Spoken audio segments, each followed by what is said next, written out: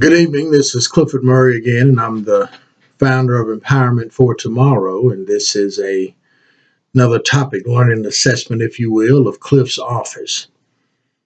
As some of you know now who follow me a little bit, Cliff's office is simply an extension of Empowerment for Tomorrow, a platform that I developed years ago specifically for Black men, targeting young Black men at its core, that age range between 14 and 19. The caveat of that platform program was that a biological father and or male stakeholder in the young man's life had to be present during these live presentations that I would conduct of Empowerment for Tomorrow. That was several years ago.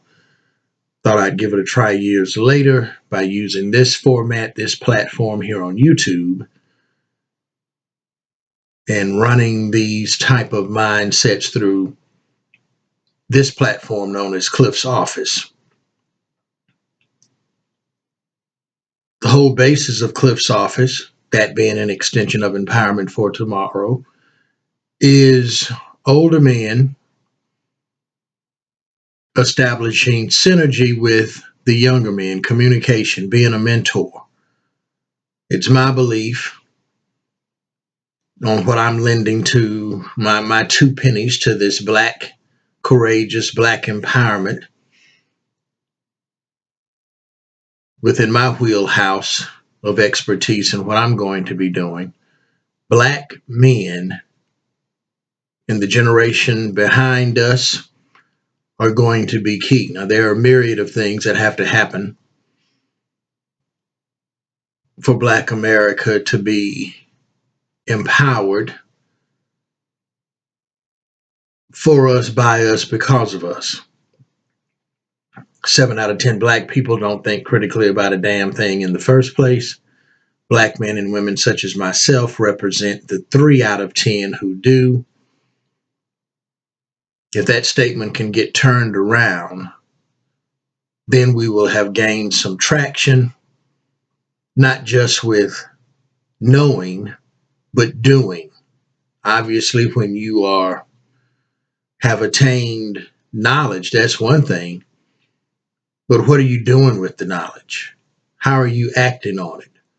What resolutions, what are we resolved to do after 400 and something years of being America's permanent underclass? And without question, the most integral part of establishing that Black empowerment paradigm has got to come through Black males. Black males have to know their place, what they mean to the community, what they mean to our overall well-being if we're going to continue to live in this country. Black males are an integral part, if not, quite frankly, the key. And it shouldn't take a rocket scientist by now to figure out Black men are without question within the microcosm of the microcosm, is what I like to say.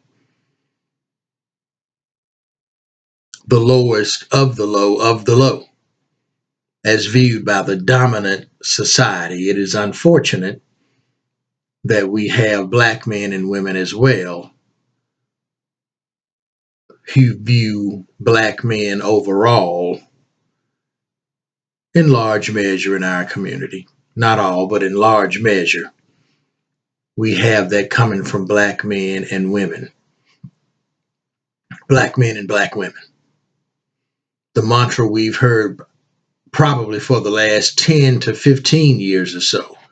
Black women are going to not only save the Black community, but their programs, TV shows, entertainment. I've seen things written in print.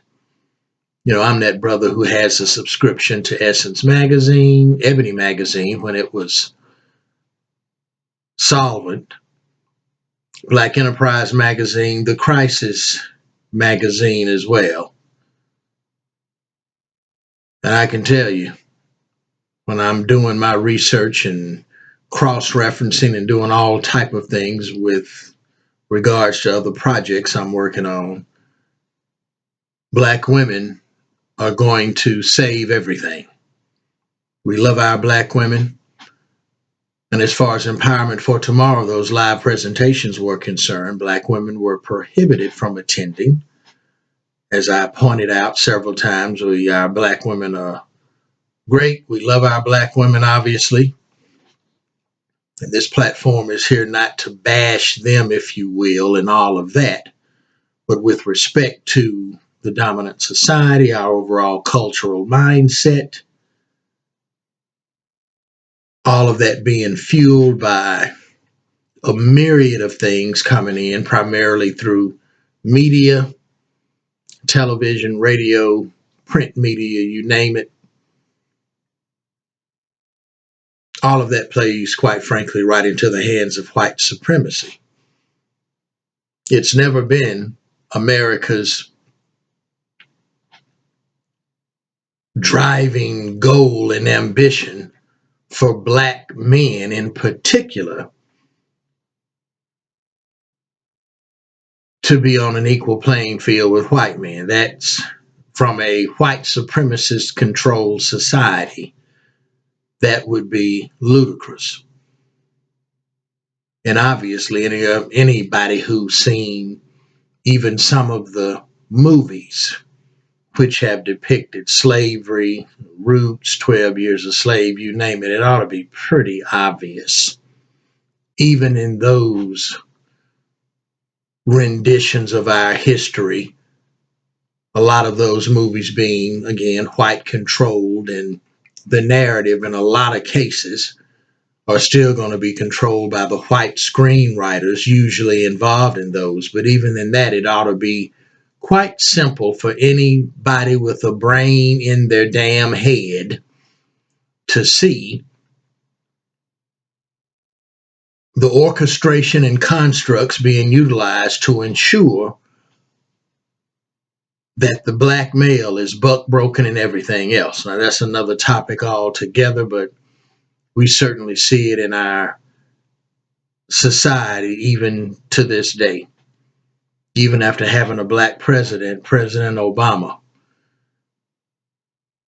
there were so many things that intelligent black people could pick up and see outside of all of the excitement and fervor of, oh, we have our black president. A black man is actually sitting in the seat of what is normally considered to be the bully pulpit of the world, without question, because he represents the United States of America. That's pretty much synonymous with the most powerful man in the free world administratively, if not the world in general. And yet, President Obama still had to stay in certain lanes. Arguably, the President of the United States is synonymous with one of the, if not the most powerful men in the world, administratively, from a head of state standpoint. And this, Obama had to watch it.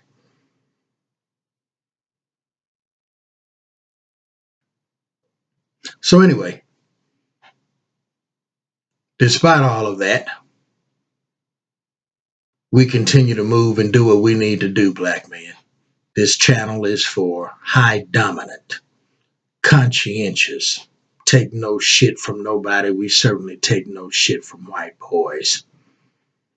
Alpha King mindset, if you will, if that conveys, no bussy, bitch, beta, jellyback, black man over here, understanding the importance of our role where we need to be in our community with respect to our women, our children, and all of the other things that go along with being that type of man. Unapologetically black, without question, love for our people, love for our community. Video is not going to be too long. I'm looking at wanting to establish some things in between so much of the shenanigans that continue to go on every other day in our community. But this video, as you can see, the topic learning and assessment is dealing with some empowerment for tomorrow fundamentals and asterisks of learning. One of the things I do or would do in my live presentations is I have the fathers and the sons in the room, and I generally have the fathers on one side of the room and the young men on the other side of the room. And through the course of the day, we are going over a myriad of topics and so forth. One of the things I do is I basically issue a homework assignment. And nobody's paying me to do this and all of that, but these are two books that I would say every black male ought to read.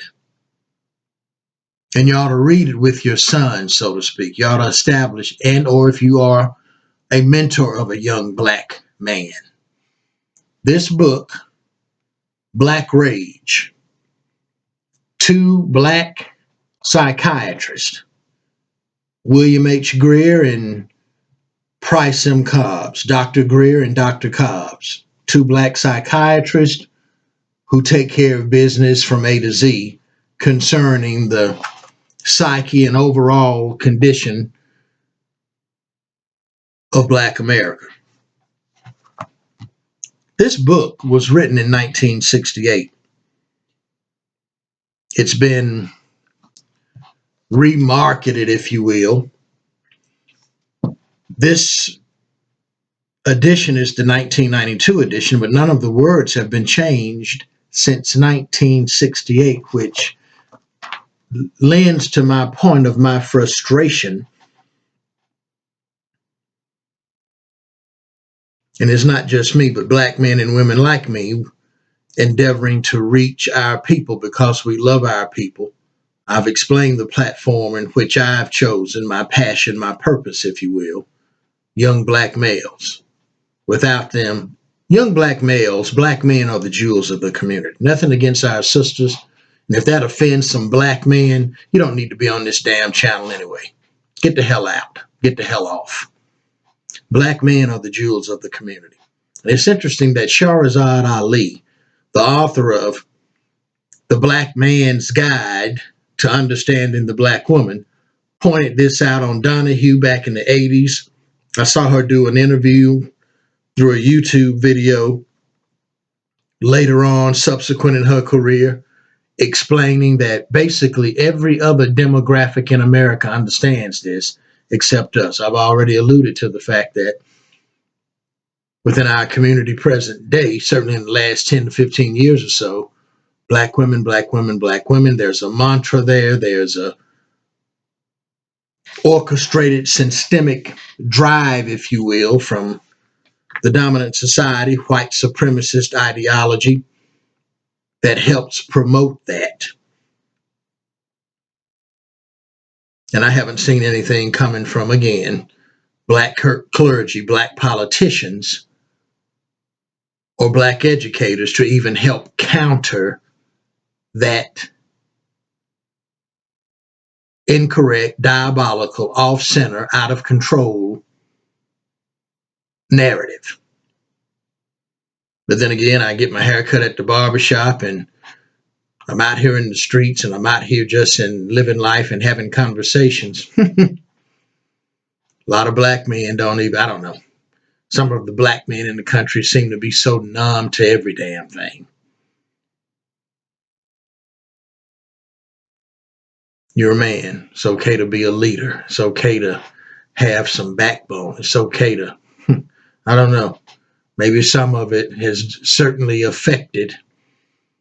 Have we been broken mentally? But anyway, we seem to be the only demographic that seems to have a problem with the men in their rightful place. I certainly don't see this coming from the Latino Hispanic community. The Latino Hispanic women seem to understand exactly where they are and where they need to be in their role with respect to their men. The Asian American women seem to understand the same thing.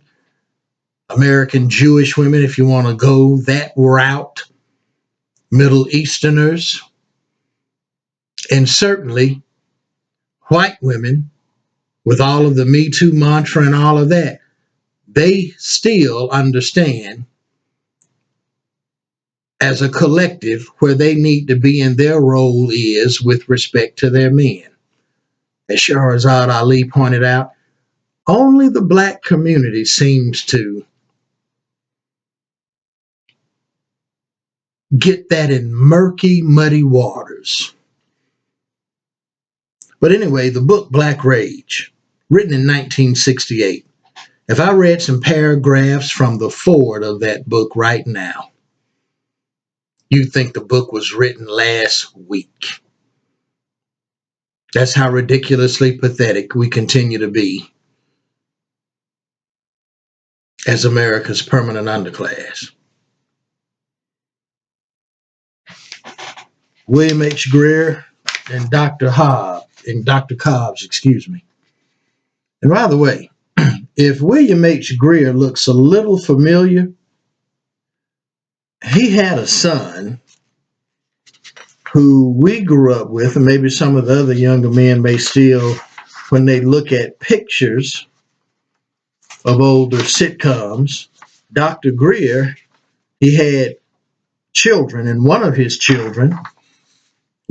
sons was the famous actor David Allen Greer of Living Color fame, which most of us know him from that.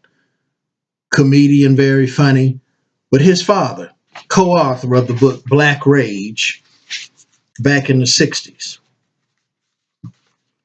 Black Rage, a homework assignment. Black men and black sons and young black men, what have you. You need to read that book. It's a shame, but it's applicable, continues to be applicable today. Another book that I echo as a homework assignment, Brainwashed by Tom Burrell, challenging the myth of black inferiority. I've read this book so many times from cover to cover. Excuse me. A little cold here in Charlotte. I got my turtleneck on and everything. Got heat on in the house, but you know what I mean. Tom Burrell, the author of Brainwashed,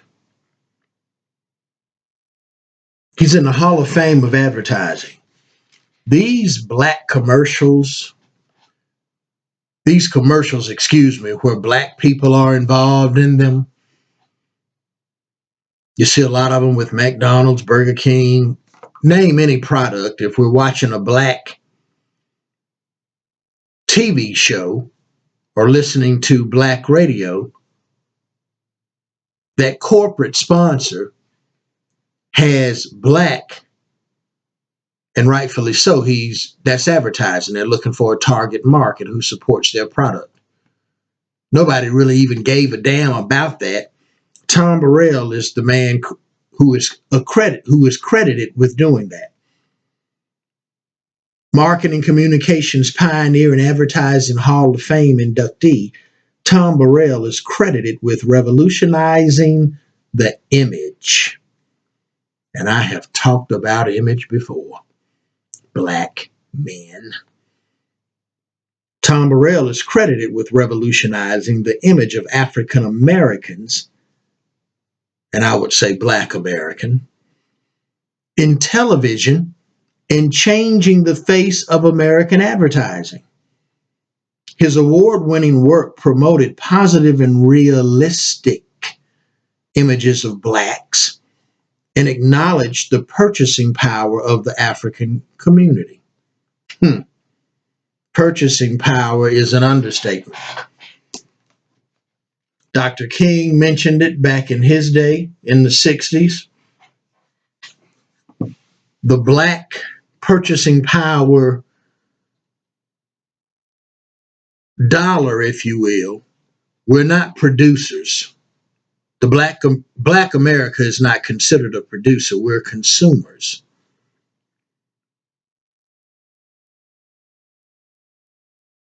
But Dr. King mentioned it in one of his speeches, and I've seen it throughout the years as I've done research and looked at certain programs on PBS and BET when they were more of a viable channel, as they would do a State of the Union for Black America.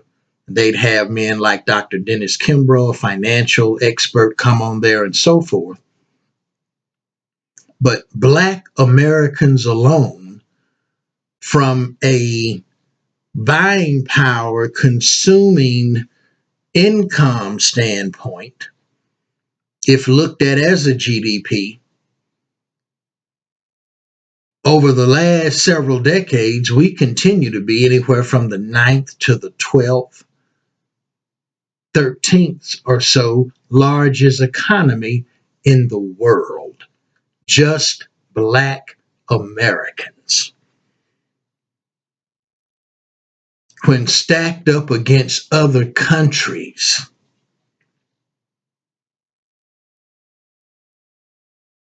every time I think about that statistic, it blows me away. And right now, I think we're approaching over 2 trillion, just the Black community. And yet, I think I've mentioned in a video, we've got about 43 something million people currently, somewhere in there, of Black Americans in the country. 43 million, somewhere in there. You make up 13 to 14.5, a little under 15% of the nation's population. And yet I think I've read somewhere along the lines in Ebony magazine, maybe it was Black Enterprise, but I've come across it somewhere where, to put that in mind-boggling perspective, of course, white America is number one in the entire world. White men, we know, are the number one income earner in this country for sure. But I think there are 10 or less white men alone who have more financial assets and resources than 43 million something people. When I think about that, that's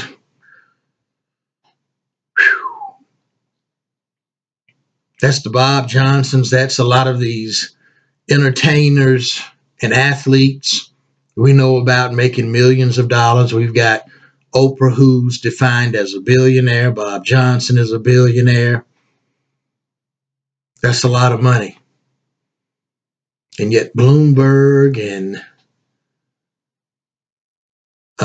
can't think of his name right now. I've talked about him on another video. He's probably one of the fundraisers behind Black Lives Matter. Soros. Bloomberg and Soros, unless I read it incorrectly, it's almost as if Ebony magazine implied the two of them alone have more money than all of Black America combined. That's just 2 white men. But at any rate, from a perspective on the world stage as far as economies go, and there's a lot of things involved in that, Black Americans alone come in somewhere around the 9th to the 12th largest economy in the world. Our buying power. And of course, that's where white supremacy would love to keep us. You just buy up and consume. Don't think you're going to start overwhelmingly owning things and being producers of things. This is another mindset that our young Black men, generations behind me, you, us need to begin to get even more of a mindset on. It's okay for working. God set up all of this, the Most High. He certainly has things in place for people who employ and people who are employees. But in a world of proportionate and disproportionate, as Earl Graves Sr. pointed out in one of his editorials, I have a subscription to Black Enterprise magazine, as I mentioned.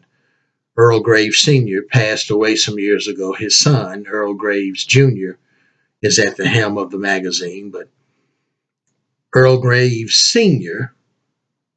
talked about, and apparently his research and team and what they do over at Black Enterprise magazine pointed out that out of the about 13.5 to 15% of the nation's, we make up the nation's population, a proportionate window with respect to what I'm talking about would be that we would have about 13.5 to 15% of businesses owned by Black Americans. According to Earl Graves, in the magazine's down there somewhere, we have about 2%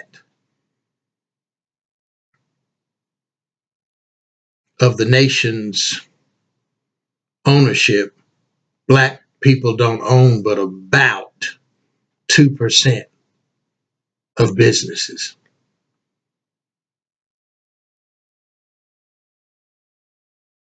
And I think I've used a demonstration in my live presentations, and I may have mentioned it on some of my previous videos. Disproportionate. We only make up about 14% or so of the nation's population, and yet Black men disproportionately are the majority in the incarceration, prison, criminal justice system. We theoretically should not have no more than 13.5 to 15% of the prison population being occupied by us in a perfect world.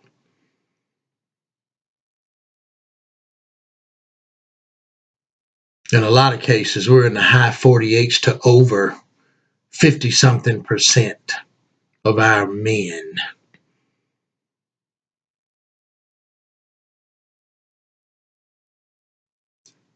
But anyway, Black rage, brainwashed, required reading, homework assignment, if you will. No one's paying me to advocate those books. I'm just pointing them out. Great reading. Great reading. Some of the fundamental things that we do in Empowerment for Tomorrow. And speaking of which, there's a section in my class as I move through the syllabus where I talk about asterisks of learning, and that I think are very important for young men significantly in that age window, certainly those of us Black men who are under the age of 25. And if it conveys you're never too old to learn anything, if you're 85 years old, okay, so be it. And I've got a lot of them compiled, but in between these videos where I'm assessing some things that are going on, current events and so forth, still want to ensure that I stay true to the mantle of empowerment for tomorrow in Cliff's office. Asterisks of learning. Preparation is the highest form of believing. I'm going to go over 5 of them. I've got a bunch of them, but I'll go over 5 at a time between here and there as I look at my outline and things that we're doing moving down the syllabus. The number 5, as I've explained before, spiritually speaking, is the number for grace. It's what the Most High has set up for. But anyway, preparation is the highest form of believing. Young black men, if you're believing for something, well, right off the bat, that you're acknowledging the Most High to accomplish anything in life, to be successful about anything you're looking to do. One of the characteristics, if I forgot to mention it, with all of the other things I rattled off about who this channel is for and why, we certainly high dominant conscientious, but being an alpha male, high dominant, unapologetically black and understanding where we need to be, we first and foremost understand we have to have a connection with the Most High. That offends you, upsets you, whatever, you can get the hell off the channel too. Get your ass out. You're not one of the men who need to be over here in the first damn place if you're not acknowledging the Most High. Preparation is the highest form of believing. A simple example may be, I'm looking for a job. Well, do I just sit around and mentally assent? Well, no. Preparation, being prepared, I think I even heard in a movie one time, chance or opportunity favors the prepared. Well, why? Another way of saying it in scriptural text,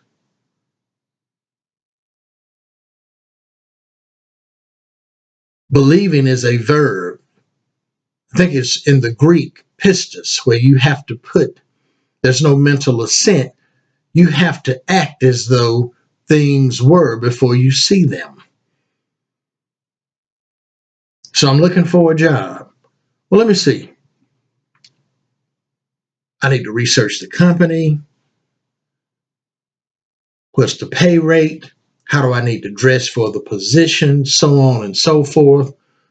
Am I willing to relocate? You got all of those things to put in play.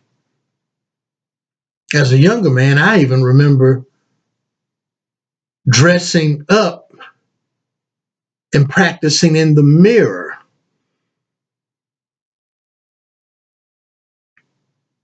on how I would answer questions I believe would be thrown at me in an interview. We go over those things as well in the live presentations. I have a list in my outline in my syllabus on everything from how you should properly go over the landscape, if you will, of filling out an application, how you need to be dressed accordingly for various positions and so forth. But preparation is the highest form of believing. Basically acting, faith without works is dead. So basically acting and conducting yourself as you've already achieved it. And you can only do that if you've looked at something, researched it, thought it through, prepared, and acted in various ways on the particular thing you're trying to accomplish. Preparation is the highest form of believing. Number 2, young black man, listen up and listen well. Whatever the world is promoting, you at the very least should weigh it against discernment, intelligence, and balance. Let me say that again. Whatever the world is promoting, you at the very least, minimum, should weigh it against discernment, intelligence, and balance. Dib it. And I've explained in a previous video the tenets of what Empowerment for Tomorrow hangs its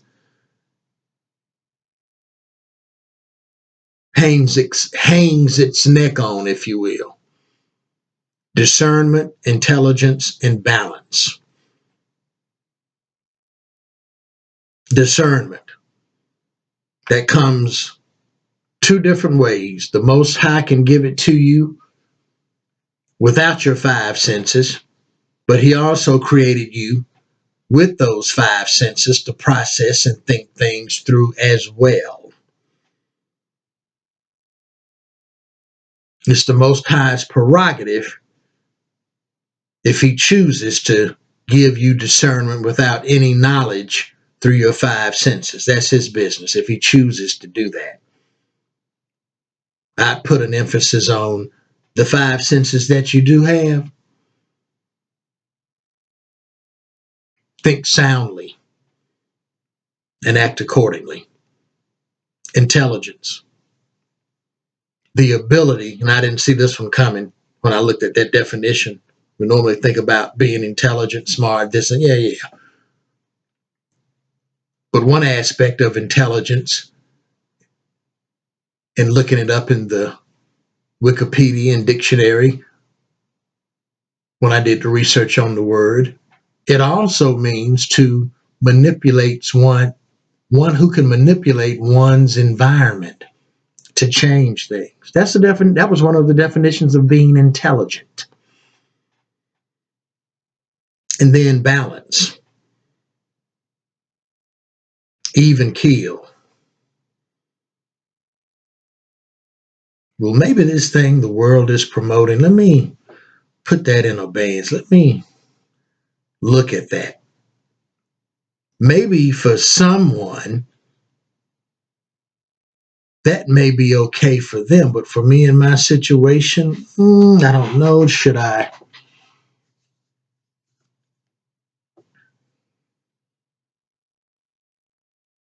Whatever the world is promoting, you at the very least should weigh it against discernment, intelligence, and balance. And let me say this about all three of these things.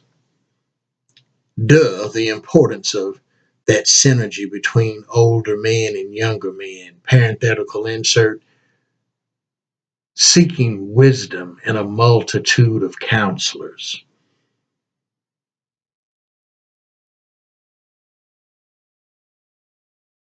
Now, no one's going to escape heartache, pain, disappointment in this life. However, there are some things when you're thinking about doing some things, gentlemen, young men, and even us older men still, if you live to be 150, you know what? Let me run this by some people who I deem to be very sound in wisdom. I've had some things like all of us have. Hindsight is 2020. Whoever came up with that, boy, they won the money. 2020 being perfect vision. Well, you can always look back for those of us who choose to have a sense of self-reflection and actually want to do some personal self-inspection as to why did I make that mistake? Father, the Most High, help me understand for those of us who do actually give a damn about that. There's some people who they could give a damn. We got some men out here, they're leaving all kind of chaos, dysfunction in their wake and could give a damn about, maybe I should think about why this happened and maybe I can prevent it again. Why do these things continue to keep whatever? But in this discernment, intelligence, and balance, seek a multitude of counselors. And a multitude may not be no more than maybe 2 or 3 people, which may be able to save you on the front end of disaster so you don't have to go through it on the back end in hindsight.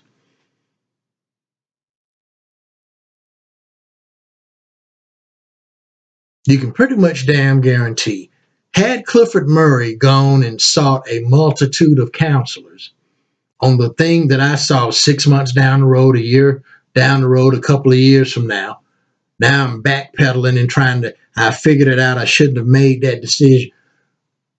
More than likely, there would have been someone in a multitude of counselors that would have suggested you take this particular action that you now see in hindsight.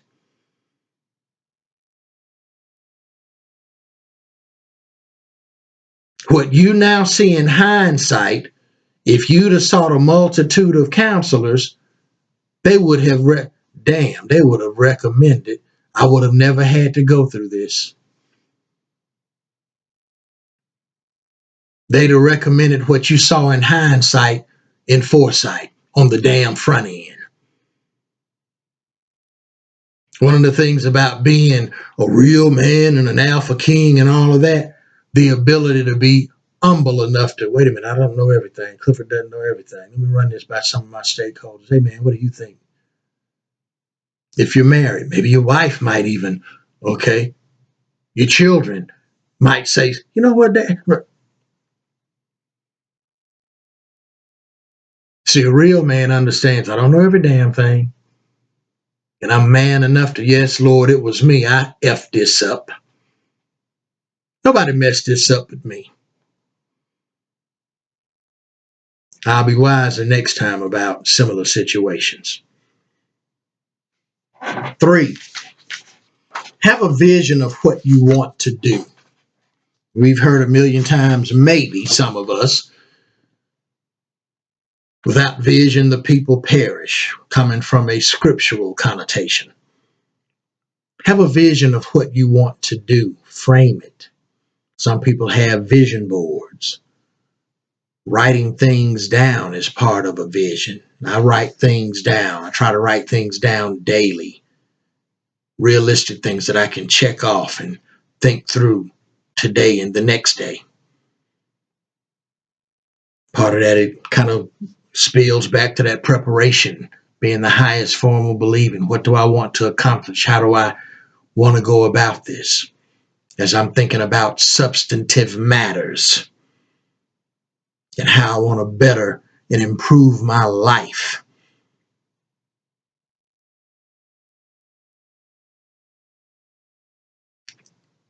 How am I going to help someone else? How am I going to help some people in my community? Have a vision of what you want to do, where you want to be. What do I want to be in 5 years? I'm 19. What do I want to be at 24? What do I want to be at 29, 30? What am I doing to get there?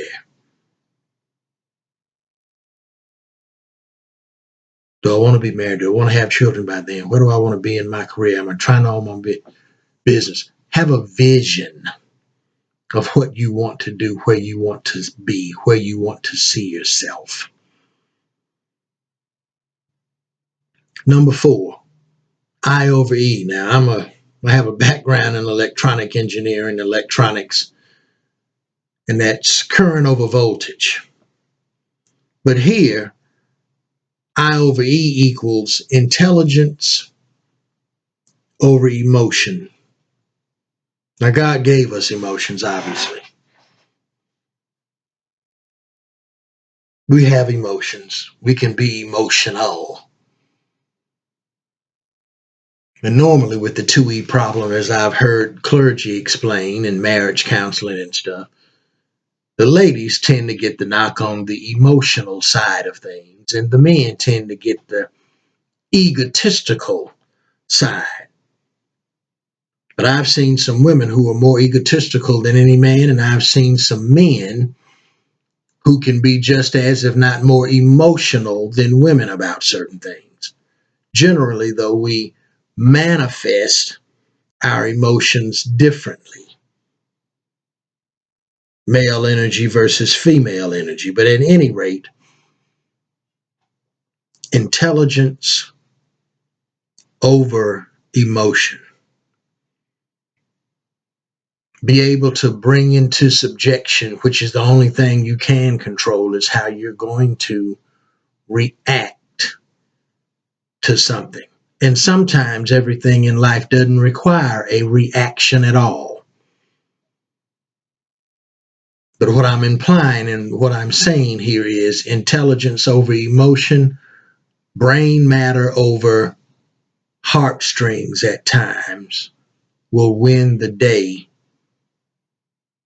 particularly for Black men, given the constructs in which we have to move and the pressures and things that are coming at us from a different particular angle versus things that may be coming at our Black women and Black children.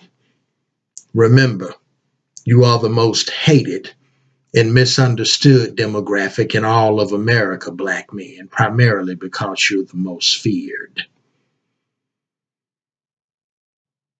Number 5, discipline and sacrifice are going to be required for ingredients for success. Now, when you're making a cake, there are a lot of ingredients: sugar, nutmeg, you name it, eggs, batter, whatever. But no matter what you're trying to accomplish to be successful, and successful is really not an end game, success is ongoing. You accomplish one thing, you generally move on and look to do something else. There are going to be many crossroads. There are going to be many intersections of your life on where the rubber meets the road, and you're going to have to make decisions about what you want to do and how you're going to get through it.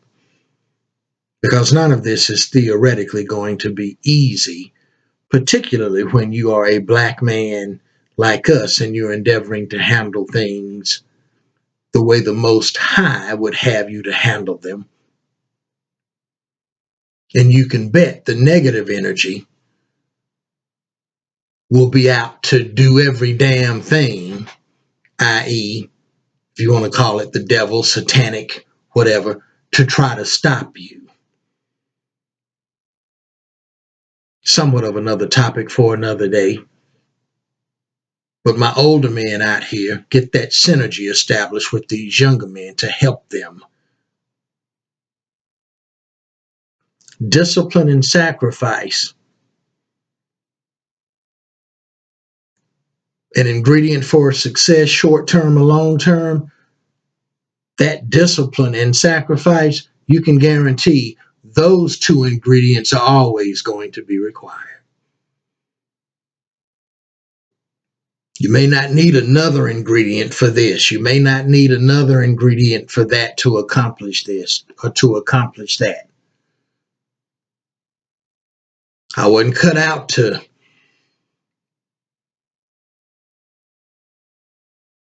my purpose in life wasn't to be an astronaut. I was supposed to be a school teacher. I may be a football player. I may, whatever the discipline and sacrifice, those two ingredients, they will always be required. So what are you prepared to do? Discipline, to stay the course. Sacrifice. Well, I made a decision to go to college to get this degree. It's going to take me 4 years, depending on what this one is. It may take me 5 or 6. If I want to get a doctorate, well, I'm going to have to be disciplined.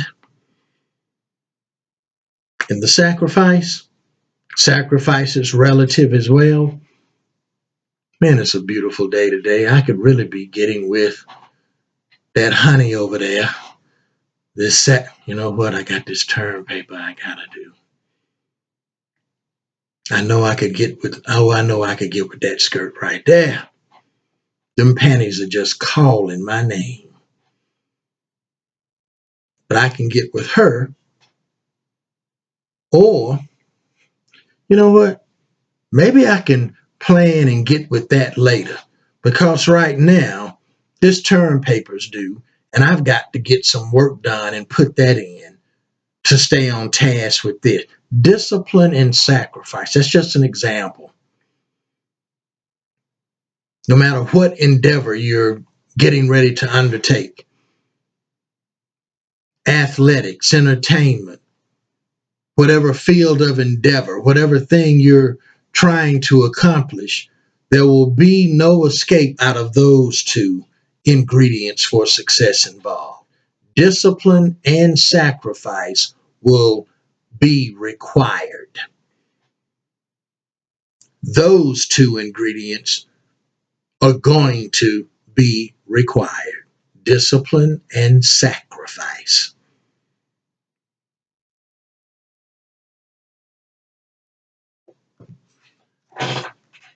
I love you more than you know. Preparation is the highest form of believing.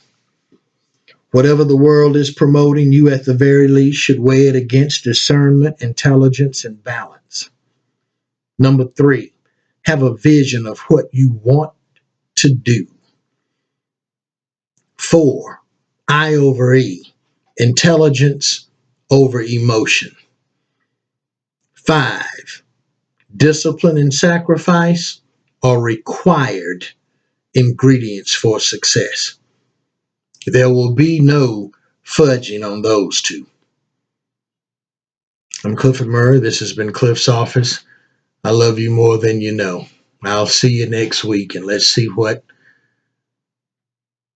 Black America is doing and how we as Black men, how are we being affected, and what are we prepared to do through the lens in which we view.